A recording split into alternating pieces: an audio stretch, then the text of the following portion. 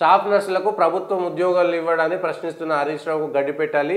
కేసీఆర్ కుటుంబ సభ్యులు ఉద్యోగాలు తీశారు కాబట్టి నర్సులకు ఉద్యోగాలు వచ్చాయి అనేటువంటిది ఒక చర్చ. దీనిపైనే హరీష్ రావు కూడా అక్కడ కామెంట్ చేశారు. కాంగ్రెస్ది సెల్ఫ్ డబ్బా, తామే నర్సింగ్ నియామకాలు చేసినట్టు సొంత ప్రచారం, 50 రోజుల్లోనే నోటిఫికేషన్ ఇచ్చి నియామకాలు చేశారా, నిజం చెప్తే శాపనార్థాలు అంటారా, ముఖ్యమంత్రి రేవంత్కు కాంగ్రెస్ అధిష్టానమైన చెప్పాలి అనేటువంటిది ఒకటి చేశారు.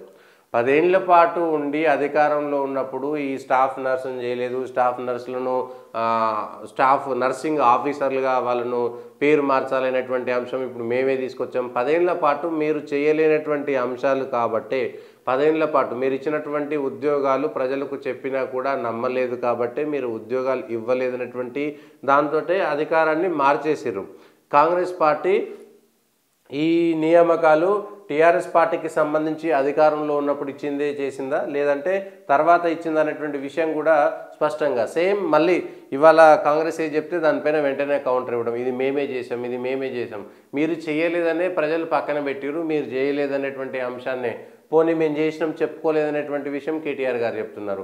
కానీ ప్రభుత్వానికి సంబంధించినటువంటి ఉద్యోగాలని, ప్రైవేటు ఉద్యోగాలు కానీ ఉద్యోగాలకు సంబంధించినటువంటి నియామకాల్లో మీ ప్రభుత్వంలో జరిగినటువంటి రచ్చ ఇంకెప్పుడు జరగలేదు కాబట్టి గత ప్రభుత్వంలో ఉన్నటువంటి అంశాలను తిరిగి మళ్ళీ ఇదే అంశం పైన ఆరోపణలు చేయడం ద్వారా ప్రజలకు ఎటువంటి మెసేజ్ పోతుంది, ప్రజల్లో ఆలోచన వెంటనే కాంగ్రెస్ మీద కోపం వచ్చేసి పార్లమెంట్ ఎన్నికల్లో అదంతా లబ్ధి చేకూరుతుందా, లేదంటే ప్రజలు తప్పు చేసేటువంటిది భ్రమలు కల్పించేటువంటి ప్రయత్నం చేస్తున్నటువంటి దానిపైన కూడా ఎందుకంటే మామూలుగా కాదు, అదొక రకమైనటువంటి కోపం. కాంగ్రెస్ పైన ప్రేమ కంటే టీఆర్ఎస్ పైన ద్వేషంతో ఎక్కువ మంది ఓట్లేసినటువంటి విషయాన్ని చూసుకోవాలి.